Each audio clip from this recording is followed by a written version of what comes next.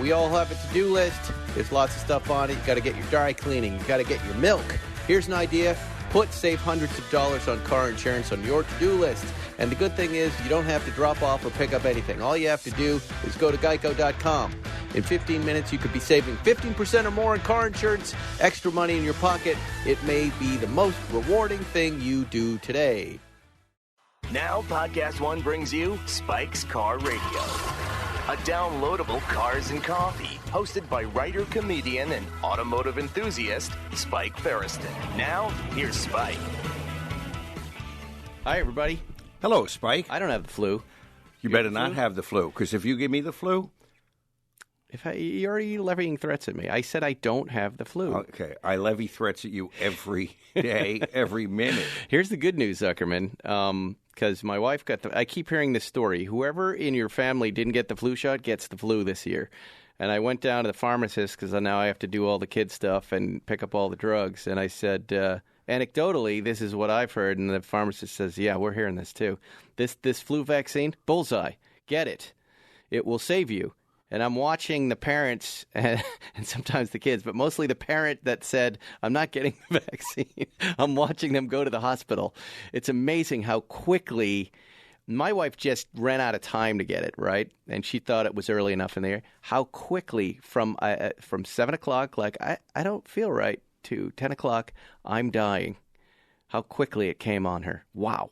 Well, that came out right, but... Well, do you have your fingers crossed? No, I stockpile Tamiflu. I'm talking about her dying. Do you know what I do? And I want to talk about cars. I'm sorry, I don't even know why I'm talking about this, but I stockpile my drugs, and I have so much Tamiflu, and I like playing doctor. It's fun.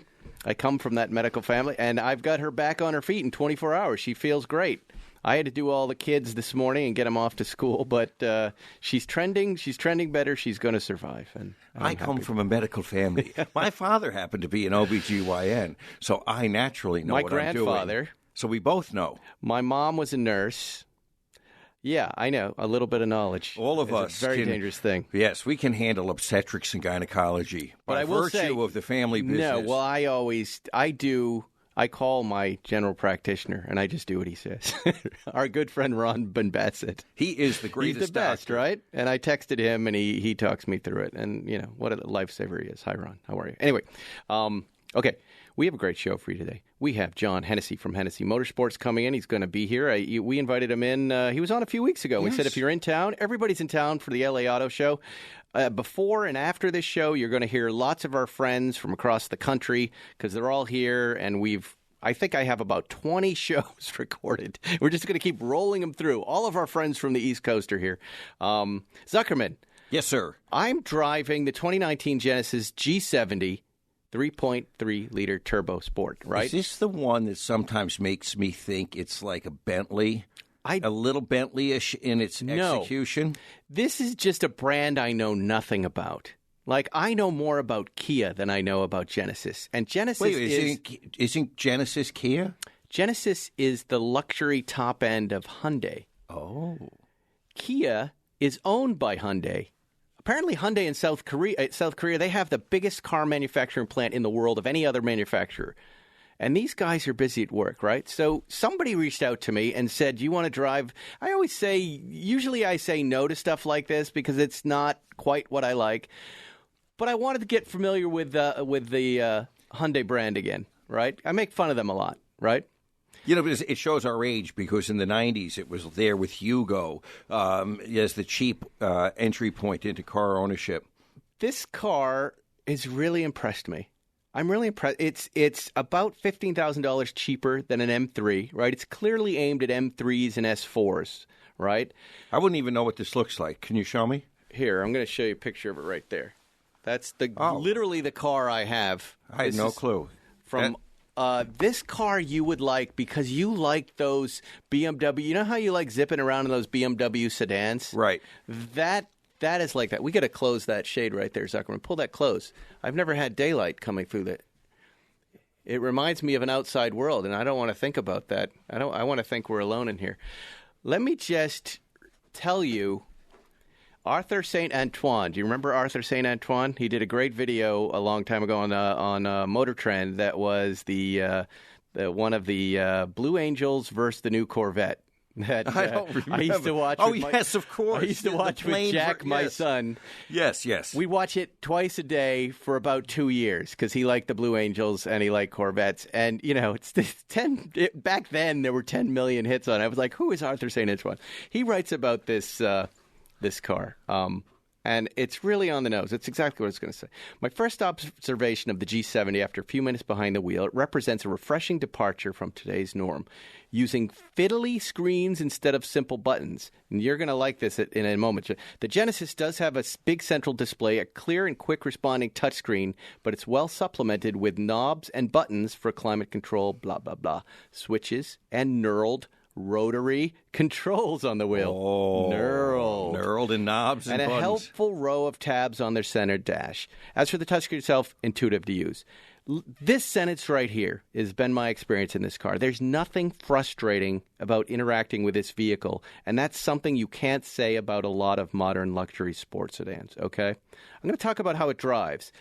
But that sentence right there is so on the nose. This car does something that I've never seen before, and maybe you've seen it, but let me tell you. Listeners, he's pointing his finger at me, lecturing me. He is excited. How many times have you been driving in your life where it starts to rain and you're not quite sure, and then the rain stops, but the windshield wiper keeps going because you're not sure where you are on the stem of the windshield wiper and switch? Doesn't happen to me. It does. Okay. It happens to everybody. This car, when you engage the windshield wiper on the display, it pops up where you are. Really? Low, high, auto, and what a level of intermittent you are right in front of you so you don't have to crane around the steering wheel. That little thing, Zuckerman, makes you love this car. Now, listen to the modes, Zuckerman. Okay. You're texting. I'm not texting. I want you to listen to me. I'm listening to you. There's a big button, again, intuitive. You look down by the shifter that says drive modes. Eco, comfort, sport.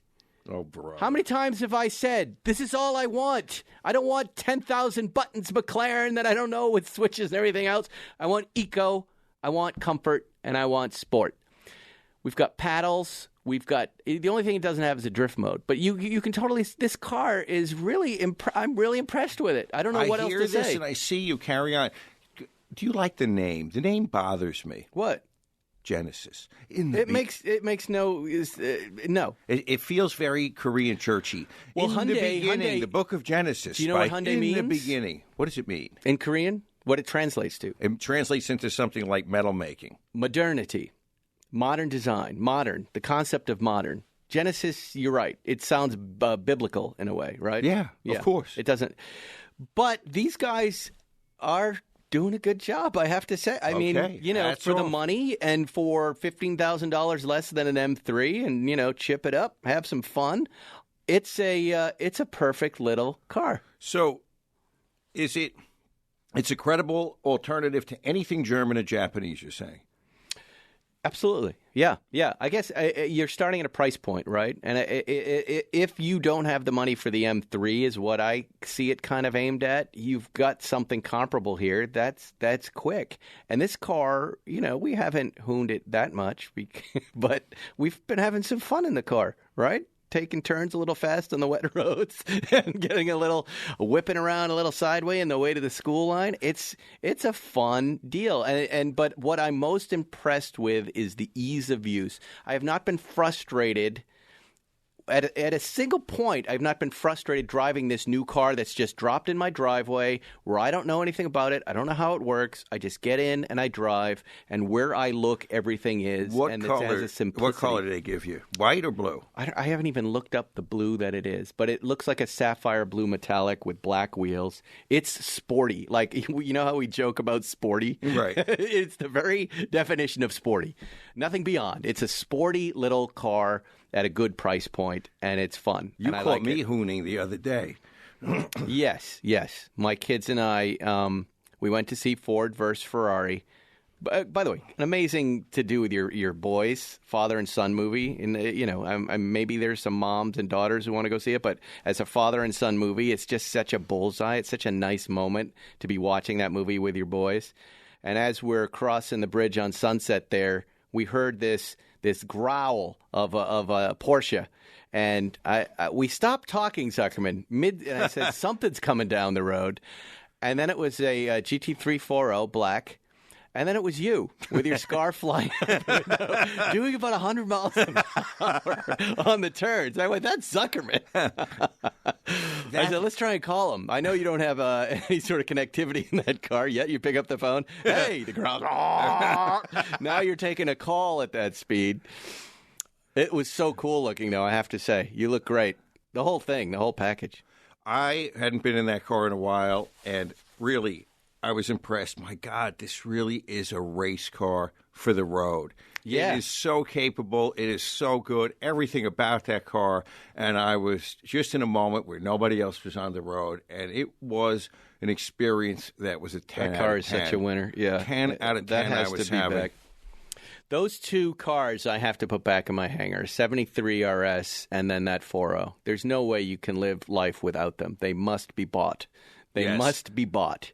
And by the way, GT2 RSs. Shocking. I sent you that Bring a Trailer Went for price point. $315 with 800, and that was a very well-equipped car. It And did have the goofball interior, right, with the red and... yes, but that means expensive. So when I say well-equipped, I'm thinking of that interior. Somebody spent the money on that package. That was not a cheap car. What was the sticker on it? Did you check? I didn't check the sticker on that particular car, but I have to assume that it was over 3, and it may have been getting up towards 320, 330 just on my eyeball, and the hammer price was $315. Yeah. So if that's the case, not a cheap car, but that's under sticker or at parity, and somebody put 800 miles on it. That was a surprise to see that it went for that. That's good news if you want to get a GT2 RS. Not good news for us, but I don't. We got ours at the I right understand price. that, Zuckerman, but we have no plan to. That is one of the greatest cars I've ever driven. That goes in the garage next to the GT3 4.0 and the RS 73. I'd say good news for anybody out there who was waiting to pounce. I mean, I still have not driven a 911 like that. It's one of the great ones. They're cheap. They're beautiful. Cheap. Okay. Anyway, cheap at $315. Because it's Car Week here in L.A., lots of invites, and I'm trying to go as much stuff as I can. Last night, I went down to the Range Rover event, the Land Rover event, to see the new Defender unveiled, and it was super fun, Zuckerman. Super fun. Where was I? I didn't get an invite. I brought young James Ferriston because there was also a Bugatti Chiron event, and that's his favorite car. He can be your co-host now. You can put young James at 10 in front of the microphone. He's only 9, and he's digesting car videos faster than he's correcting me on stats at this point. Anyway, he could sit here and tell us about cars. Yeah, it's weird to have your kids into cars like that. I'm not sure I like that. I would be thrilled. It's good. Dale's into it. My son's into it. He is? Yeah, it's a good car conversation in the car. It's fun. Brings it together.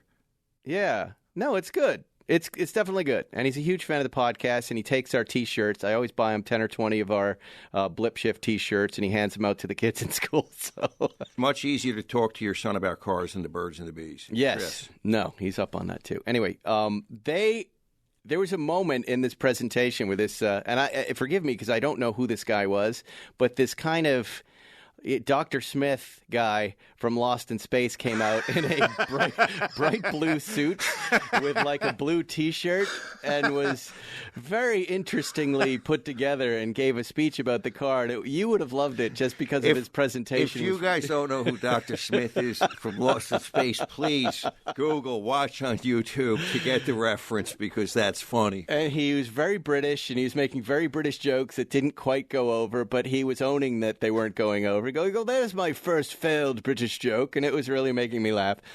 And he goes, I'm not going to unveil the new Defender because you will all start taking pictures of that and not listening to me, so I'm going to keep talking.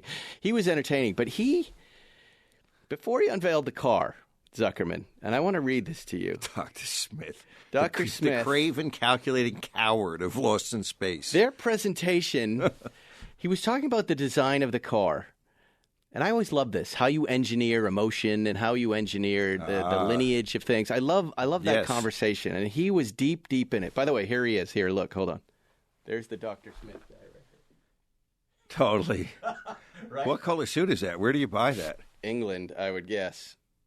Savile Row. Hello. He said, what is emotional design? All right. Now I'm locked in. I am locked into this conversation. Now listen to this. You divide it into 3 categories, or this is what Land Rover did with the new Defender. 1 is visceral, 2 is behavioral, and 3 is reflective. What does that mean? Sound. Visceral. First, when you look at it, do you desire it? Ooh. Right? Behavioral. When you get in it and you use it, like we were just talking about the Genesis, when you drive it, but when you use the electronics, does it feel right? And reflective, after driving this car for a while, a month or even a year, do you reflect on it and go, you know what? I still like this thing. I really like it. How great is that? Who came up with this? These are things we like to think. We want to think orderly like this. We're men. Dr. Smith came up with that. Isn't that genius? You think he came up with it? He said it, and it hit me like a ton of bricks because that's our Porsche thing. That he crystallized everything I believe about a car in those 3 categories, and that's how I'm going to evaluate everything from now on. It's wonderful. It makes you sound very smart, too. Visceral, behavioral, reflective. Less about that, but those moments. When I see it, do I desire it? When I get in it, does it work right? And do I, after driving it for a year or so, do I still reflect on it and go, I love this thing, and we just did with the GT2? And we can talk about women like this. Right. We can talk about anything. Jerry we just need to tell this guy to get a different suit. Yeah. Jerry Let's reflect on your suit for a second, Smith. Get rid of it. Do Seinfeld and cereal in these 3 paradigms. What's that? Seinfeld, cereal in the 3 paradigms. Visceral, behavioral, reflective. Anyway, they took the thing off. I loved the defense. It was one of these weird design things, Zuckerman. And someone commented on it after I posted a picture, like, why is everything like this right now? And they're right. The first thing you notice, even with the curtain on the Defender, is it's way bigger in person than it looks in pictures. It looks tiny. And even the short wheelbase guy it looks like a Tonka truck. Is giant. And then the 110, you go, wow, this has possibilities. Then they take it off and you lose your mind, right? And I know it's a very provocative design and people don't like it. However, I've been thinking about it this way, and I know I mentioned it to you and Jerry over coffee. The G-Wagon, which we love, at this point is starting to look like that Beverly Hills housewife with the old face who keeps getting work done, that's getting more and more stuff put onto it. And it's the old thing with too much stuff on it. Agree. Right? And the Defender has really been done to death at this point. And these guys said, we're going to take a new swipe at it. We're going to make this new thing. And I like that. And it may not be right for everybody, but I like that they did this. But the 110, I think they got me, Zuckerman. I think this resolves my what to replace the Range Rover Sport lease with. I think they have me. When is it going to be in the showrooms? They told me March or April, which is when my lease is up, right at that moment. Really? I didn't get a chance to look inside because Smith prattled on too long, and then I had to get the kids home for dinner. But we did get to stop by Bugatti. We actually went to that before, where they had this Chiron there, and they had their little thing was they had a Veyron. A lot of our favorite journalists were there from all the different magazines. Magnus was there with Hannah Elliott, had a nice conversation with those guys. And then they brought us out back to look at this Chiron. Is that how you pronounce it? I don't know. Chiron, the Bugatti. Jacques Chirac. Again, a French guy. They always have to have the guy with the accent of the car where it came from there. French guy presentation. But it did 304 miles an hour. And they talked about how Andy Wallace and the engineers did that. And it was pretty good. 304? 304.77. 3. Yes. You put a 3. 304 miles an hour. And, as he talked about it, you thought about, back in the day, the X1, right? Chuck Yeager. Is that who was piloting the X1? As they were talking about the engineering and what was going on and having to do a full lap, I forget where they were when they did this. It certainly was. Oh, it was on the Volkswagen testing grounds, which he said it's not a flat surface because they're testing cars all the time. So they're kind of where the tires go. They're grooves. Right. They have to do the whole circuit at 125 miles an hour, kind of on cruise control. But Andy Wallace said the whole time I'm there thinking about it, you're nervous. And he goes, my biggest issue was that lap doing 125 and my hands sweating from the nervousness from what was about to happen, right? You know, hoping that and trusting the engineers had figured out how to make this thing not fly and go fast. Into pieces and body parts. Yeah, it's got turns on it, but, you know, they take this tuned 1,600 horsepower. Is that what it is? 8-liter? Something like that. W16. And they go that fast. And the car is gorgeous, you know. And it's a mess. I posted some pictures of it. They probably still wouldn't be up. But Car Week in L.A. is a lot of fun, dude. There's a lot of good stuff going on. The only hard part is you have to drive downtown. And that's very difficult. I ain't doing that. That's why I'm not doing That's why I didn't invite you. In fact, someone actually said, "Where's Zuckerman?" And I said, he wouldn't come here. He wouldn't do this. This was hard. This was hard to get down there. But I went down. I went down for you, the listeners, so you could have a little insight. 304. Yes. Did he go 304 miles an hour? Yes, he did. Once. That's enough. They didn't do it twice. I know, but there's some rule about doing it twice and everything else. What do you mean there's a rule about doing it twice? I don't know. You have to go one way and then you have to. It doesn't matter. It's He did it. He did it. The car's beautiful. They talked about the Bugatti brand. My son had one of the funniest observations of the whole thing, and then we'll take a break and bring Mr. Hennessey out. He goes, he's a little kid. He's 9. He gets out of school, and he's like, "I'm hungry, Dad," because I pulled him out of school to go do this. And he goes, I go, "There's something to eat there." So we were at the Bugatti party first, and they had bags of Cheez-Its. And he goes, "Oh, Cheez-Its, these are my favorite," right? So he's eating the Cheez-Its, right? With his Cheez-It fingers. His Cheez-It fingers, getting Cheez-Its all over his pants. And then we go over to the Land Rover van, and they had very nice drinks, and they had selections of nuts and beautiful brownies and cookies. And he said, "Dad, why do the Land Rover people have better food? And Bugatti, which is a multi-million-dollar car, only has Cheez-Its." A very astute observation from young James. Very astute observation. Yes. I know. I said, you know what? They blew it. They blew it on the snacks. Would you like some Cheez-Its with your Bugatti? That's like you're in first class and they throw some stale Cheez-Its on you. I tried to explain that Land Rover sells a hell of a lot more cars than I think Bugatti does, but I like that, James. That was funny. Anyway, in a minute, John Hennessey from Texas is going to be here. He's not here yet. We're getting a look from the booth in there. They're like, he's not here yet. He must have been out, what's that place? Drinking Saddleback Hennessy? Ranch? I don't know. Saddleback. Drinking Hennessy on the Mechanical Bull. This will be fun. I want to get an update on the Gladiator and everything else he's working on. Find out why he's here. Find out what happened at SEMA. Find out all of it. We'll be right back with John Hennessey from Hennessey Performance. What's up, Brian Deegan here. I'm excited to bring you our podcast, The Deegans, that will be every Wednesday on Podcast One and Apple Podcasts. We'll be covering many subjects such as racing, family, how we stay together, how we thrive as a family. So I think it's exciting. We're going to cover all those subjects and many more. Be sure you guys check out our new podcast, The Deegans, airing every Wednesday on Podcast One and on Apple Podcasts. Don't forget to subscribe, rate, and review. You're listening to Spike's Car Radio. Boy, we could take we were just rolling that whole time, huh? That would be its own special episode.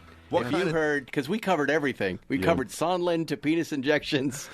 John was a little late. That was a fun conversation. Nice. But maybe someday we'll release it after we're dead, because we'd have to wait till after we're dead. Anyway, yes. John Hennessey's here, finally. Hey.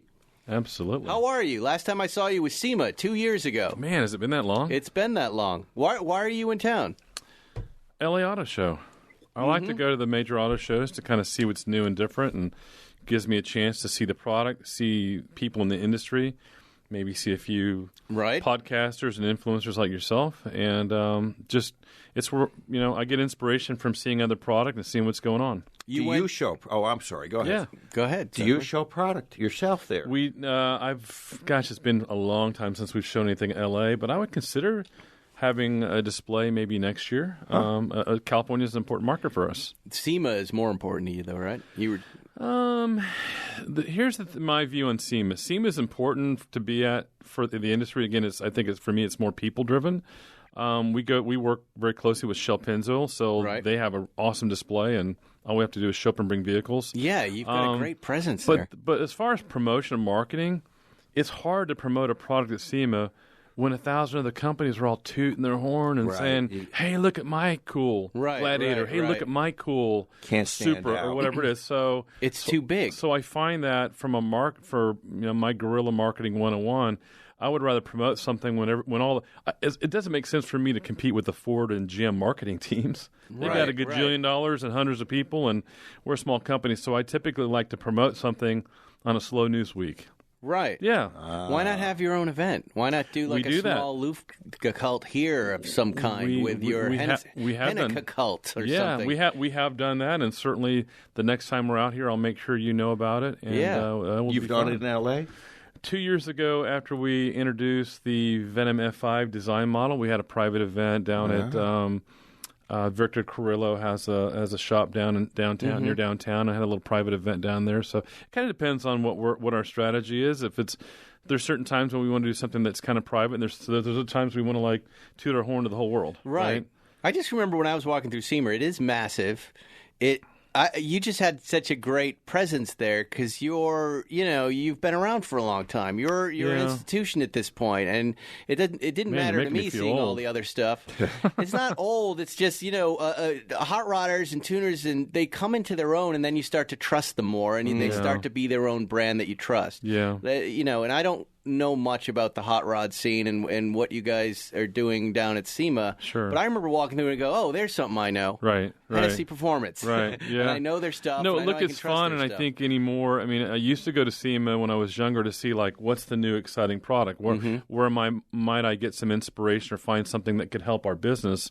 But now it's about the people. So whether it's Pebble Beach or LA Auto Show or SEMA, for me it's probably 90% about the people and 10% about the product. Right. Now it'll tilt more towards product. I'm really always interested in seeing what the OEMs are doing and what the trends are, and where do I feel where does their sexiness and excitement with the public intersection with where we can add value from an aftermarket standpoint. Right. But really kind of at the end of the day, it's still about the people. And kind of knowing the people that are behind those products, the guys on the design team, the executives, what's their thinking, what's inspiring them? Are they really doing this electrification thing? Is that really going to happen, and at what rate? And where might that fit in within our plans to make fast cars go faster? That's exactly where I was going. Yeah. Because obviously the trend is electric. Well. And last time we spoke to you, you said we're going to hot rod a Taycan. Yes. And I said, what's your plan? He goes, I don't know. I'm just going to get one and take it apart. Here's what I can be very clear about that we're not going to do. We're not going to mess with the software. We're not going to tinker with the electric architecture, whether it's the motors or the batteries. Look, those guys have spent $1 gajillion figuring that stuff out. And it's fast. And it's fast as crap. I've heard Vinny and Matt Farah, and you guys have all driven it. Yeah. So I think there's definitely a niche on the electrification side for personalization, wheels, interiors, carbon fiber. Maybe we can take a 4S and make it more like the turbo or something like that. I don't know. We'll figure that out. But it's electrification, at least initially, for us is not going to be like, okay, we're going to take a new GMC Denali truck and put a supercharger on it and add 150 horsepower. Mm-hmm. That's what we're known for, and we may delve into that in the electric market at some point. But we're infants when it comes to again, the architecture, what's going on there. And the last thing I want to do is take some person's $100,000+ electric vehicle and do something that would even it like a toaster. Well, yeah. I mean, look, there's a lot going on there. The other thing is that we have our new F5, which is coming out, and we can talk about that today too. But we're looking for product. We're considering a vehicle after the F5 that may be fully electrified. I've really been kind of waiting for battery technology to get a little further down the road, and it doesn't seem like it's really advanced as much as I would have hoped that it would have. But I think at some point, batteries get lighter, less expensive, and charge faster. That's my issue.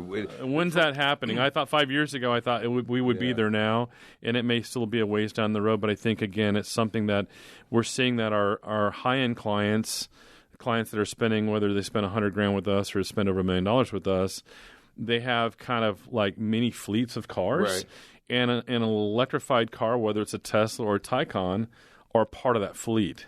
And so they might have a Venom F5 as their Big Bertha. It's kind of like a bag of golf clubs. Right. They got Big Bertha, they got the driver, they got the pitch and wedge, they got the putter. They have different vehicles for different situations, and more of those collectors and car enthusiasts have electrified cars in their fleets of vehicles. Let's talk about the Venom F5. Yeah. Because I saw the Chiron last night, the 304 mile per hour Chiron. The sure. Venom F5 top speed.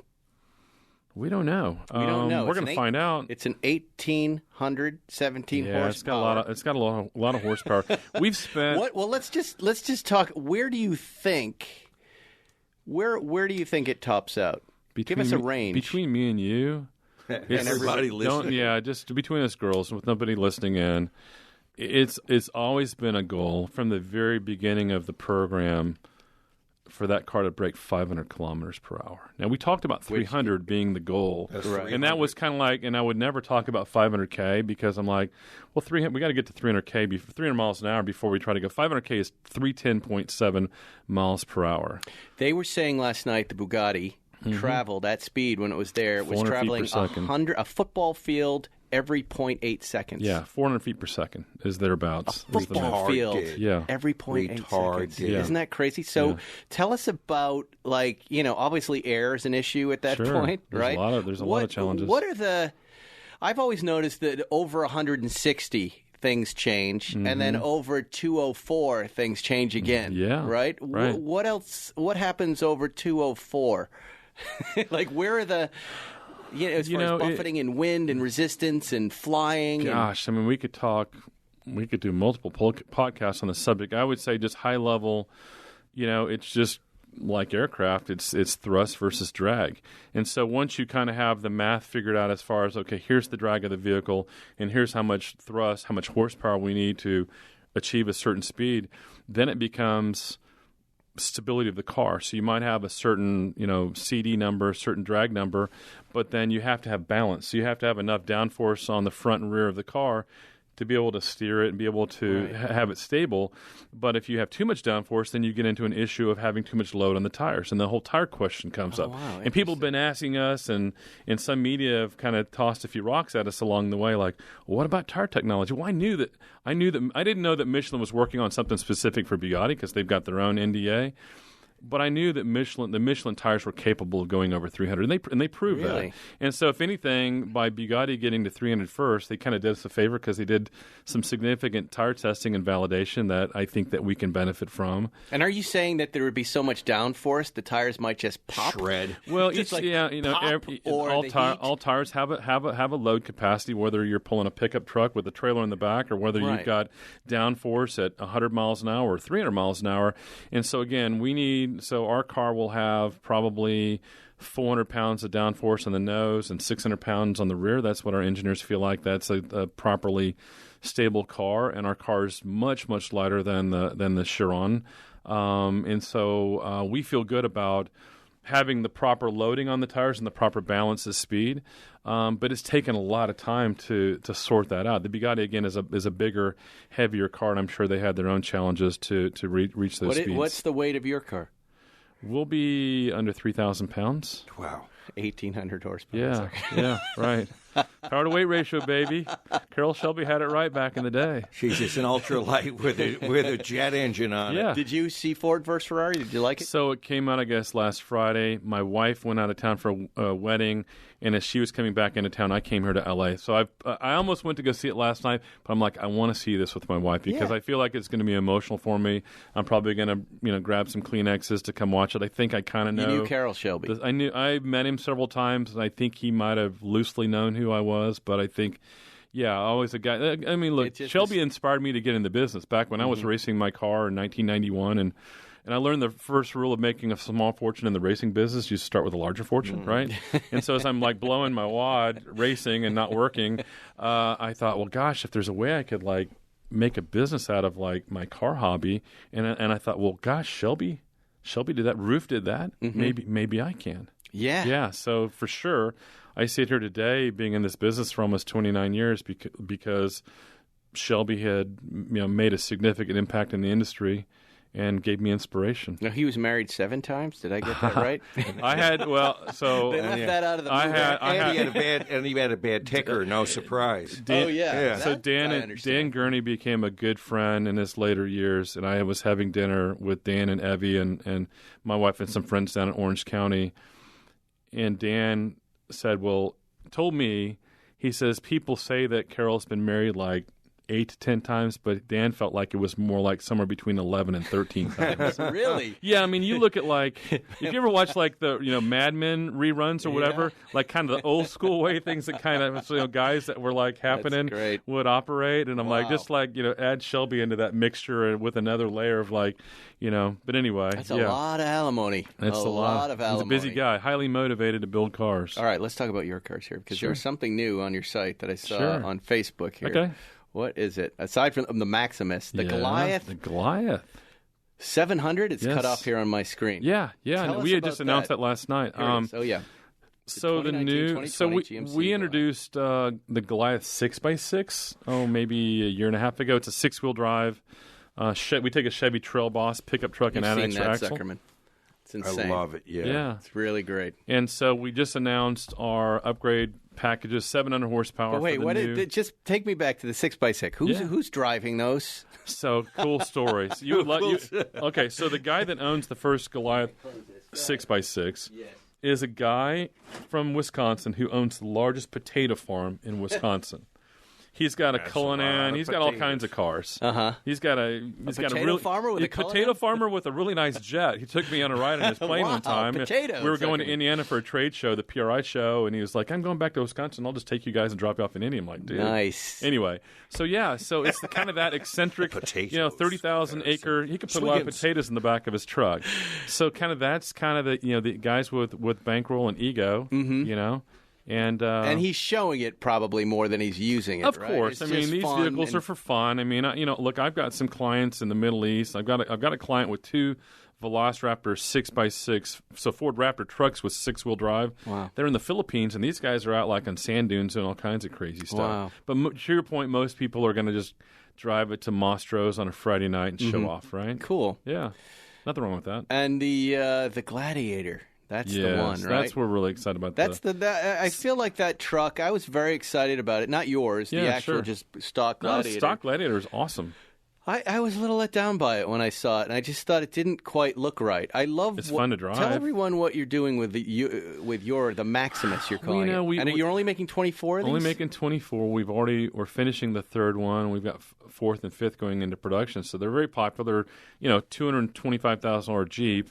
But we basically take out the V6 and replace it with a 6.2-liter, 700 horsepower Hellcat engine. Then we boost that to 1,000 horsepower. Jesus. And we were trying to think about what's a cool name for it. And we kept what about that Gladiator movie? Russell Crowe was like the badass. And I'm like, Maximus. And I called my intellectual property attorney. I'm like, can we trademark Maximus? He did some research. He says, yeah. That's nice. Isn't that a great name? My dog's middle name is Maximus. I love it. Yeah.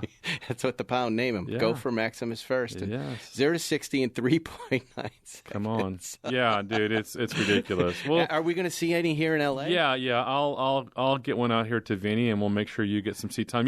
You definitely have to get a photo or video of you picking up or dropping off your kids from school. I want to do that. The Velociraptor, too. We love the Velociraptor Ranger. I think we talked about that. I want to try the Velociraptor, too. They're great trucks, and they were so easy to use. So we did the V8 swap on the full Raptor truck, and we call it the Velociraptor V8. I'll get one of those out here, too. Definitely want that, because when I have a little beach house down in Mexico, and I'm thinking about, what do I park down there? Right. Fit in the garage. Yes. That's cool for that environment, that has utility and is fun. The drug dealers are going to steal that, Zuckerman. They'll steal that in 5 seconds. Well, we won't put any badging on it. In fact, we'll put we can put like a V2. It's got a 2-cylinder engine. And put like the wrong badging on it. There you go. Yeah. Do you do any bulletproof glass and stuff like that? There's a company in San Antonio that does a lot of that kind of stuff, and we do modify vehicles for them. We actually do modify a fair amount of armored vehicles. Wow, south of the border trade, right? They go all around the world. We don't really know where they go. If we don't want to know. HennesseyPerformance.com, just check out this stuff. Like even this Hennessey Heritage Edition F-150 is so cool looking. Red with the number 1 on the side. It's looks fun, like the man. Ford It seems like no endless supply of enthusiasts out there that want cool personalized, fast, fun vehicles. And my favorite part of the trucks is the light bar, the LED light bar. So useful in Love traffic. that. So useful. We provided a truck for Top Gear back when Jeremy Clarkson was at the end of at the BBC on Top Gear. And so he drove our Velociraptor truck, and it had the big gnarly light bar. And James May was in front of him. And he just hazed him incessantly. We're just flipping on the LED lights. Do you do sirens and PAs and things like that? We've had some customers that the vehicles have shown up with that kind of stuff, but I guess that's more the police modification business. Yeah. So I guess we've done a little bit of that, but we don't get that request too often. We've done a few cars with train horns. What's that? Train horns. Yeah, boy. I've seen that before. That's an old idea. Yeah, It does scare the hell out of you. Yeah, for sure. What, Zuckerman? What do you got? I do like if we had a little microphone and a little broadcast like in the VW Bug. John has that. Our friend John Stevens. He's got the light bar, he's got the siren, and he's got the PA, and he'll blast it. It's fun. We were building a really cool. We took the Ford Raptor truck and we turned it into like an excursion, so we made it into an SUV. Really? And a very famous baseball player. I won't say his name, but you guys all know one of the best pitchers of all time. Basically, when we're specking out his truck, he and his buddy, they wanted it set up so they could karaoke. And they had major karaoke set up where literally they would pull off in a parking lot when they're going somewhere, and they would just freaking karaoke. They were Well, these what's guys wrong? were. Why can't you say who that is? That's hilarious. They're not gonna... Roger Clemens. Anyway, Clemens from the Red Sox. Yeah, Roger, Clemens is that's great. He's a awesome. great, Oh great Now, my do they have God. screens? Houston guy. He's Do they so have cool. screens on the outside? He's an awesome guy. No. Screens on the outside for the Yeah, public? I mean, him and his buddy were just all about. Wow. Just being able to karaoke. I thought I couldn't like that guy more, and now I do. he's Boy, I've got a watched great him pitch. heart. Yeah, I've watched him pitch so much. I was there the night that he threw the record for strikeouts. I thought it was wow. 21, Okay. right. Okay. It was the most boring game. I was in college. It's a really boring game. Boring unless that's your team hand. and they're smoking But the we opponents. were sitting. I was sitting with my roommate in the bad seats out in the outfield, and we're looking at all the Ks, and we're like, "Wait a minute! Look at that, 11. Wait, 17. Yeah. People had already left. No, he's a machine. It was an amazing night, very memorable night. Yeah. Well, this has been fun, man. We're Yeah. already out of time. Look at that. Where did the time go? You want to check out Hennessey Performance, you go to HennesseyPerformance.com and look at all the delicious man. gas-powered beasts they have there. I look forward to, Vinny bringing some new stuff here. We're happy to Yes, drive sir. them. We love talking about them. The new Chevy Goliath is available. 700 horsepower. Come on. Built on what? Based on the Chevy Trail Boss, the Chevy trucks. Trail Boss? We also did the GMC Goliath. Sierras. Yeah. 700 absolutely. horsepower available. Come that on. means somebody's ordering it. We already have orders, so yeah. We announced it last night, and I think, But it's not. You can get it with less horsepower. It's no, that's the lowest power package. We also offer 800 horsepower. Oh, is there something on the Hennessey lot that I can buy and have tomorrow? Because that's the kind of guy I am. We generally have a few vehicles in stock. Yeah, Yeah, I have it's so 1,000. I have 1,000. Hey, I have 1,000 horsepower Trackhawk. Maybe we'll send that out for you to drive. Wow. that thing is ridiculous. Yeah. it's probably when you drive it, you'll feel like it has Taycan 0 to Really? 60, where the blood in your eyeballs goes backwards and you get a little Except dizzy when you step on the launch. brakes, you don't feel 6,000 pounds launching you forward like a catapult. Yeah. even the Escalades. Everything. It's just really. It's funny cool how our stuff. business has really evolved into a lot of trucks and SUVs. I Yeah. didn't think that 5-10 years ago that people would want to have 800 horsepower pickup trucks and 1,000 horsepower Jeeps. But they do. 600 horsepower Lincoln Navigator. Yeah. It's exactly what you want. That's our bread and because- butter now. Yeah, it's anti-soccer mom. It's like, if you want a little get up I mean, and we've go. done less and less sports cars now. I think that the new C8 Corvette is coming out. I think that's going to be Oh, yeah. a huge resurgence. What's your plan for that? Oh, we have big plans for that. Really? I'll come back and talk about that. But All right, good. we'll be announcing something about the C8 in the near future, and we're super excited about it. Wow. Chevy sold out the first year, in the first couple months. Right. So we've got a car coming and lots of R&D plans, and it's the LT2 is a derivative of the Corvette and Camaro engines that we've been working on for the last almost 10 years. So Right. we have lots of experience with that motor, and we'll be offering lots of power. Wow. Look at that, Zuckerman. It's Exciting. fun. It goes I still on want to and know on what's and on. on the lot. I Hey- want a car tomorrow. Hey, what Come about on. the? You and all my other customers, especially the guys in the Middle East. Oh, yeah. Oh yeah. Uh-huh. What do you got? We want something now. I know I said I was going to go, but the Defender. Last night I saw the new Land Rover Defender. Any plans? Yeah, my wife has a Range Rover. We do some Range Rover work. We've primarily been offering modifications for the 5-liter V8 supercharged. But look, I think that That JLR, new Defender is pretty good looking truck. Yeah, and I'll bet try it to could take a use look some at it. We're help. going to the show today. We'll take a look at it. So we'll see. I mean, typically, The 110. okay. What engine does that come with? You know? I don't know. Okay, I'll research it. But I guarantee it's not fast. I mean, maybe they'll do an SVR version of it. Right. But maybe they won't. Yeah, maybe you won't. jump on that fast. It's possible. There you go. Yeah. Well, there you have it, ladies and gentlemen. We've talked about a lot today. We've had a lot of fun. Zuckerman, what do you got to plug, my friend? You know what? Our Outlaw Archive, the original Outlaw Archive Instagram, at Outlaw Archive. I saw that. After 1 year of being off of Instagram, it's back on. Shut down by? Well, a lot of complaints, but that is the original Outlaw Archive, Outlaw Archive. How do we know it's not going to get shut down again?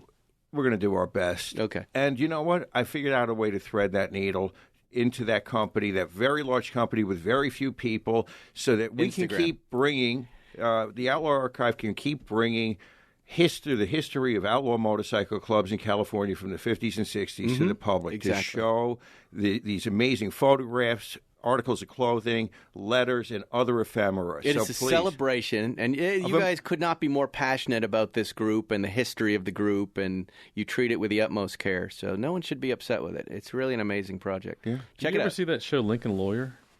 Where McConaughey plays this lawyer, and he's got like these biker guys in his back pocket. Maybe that's you. I don't know, I don't want John. to piss you off because all of a sudden you're calling your biker guys and they're going to pay me a visit. Well, exactly. He's All the right. speeding lawyer. Ah, Yes. good. Well, I definitely need to know you then. Yeah. Yeah. And that's it, everybody. You can follow me on Instagram. That's where I will talk to you. And that's it. We'll see you next week on Spike's Car Radio. Thanks for listening to Spike's Car Radio. Download new episodes every Wednesday on the Podcast One app or subscribe now at Apple Podcasts or PodcastOne.com.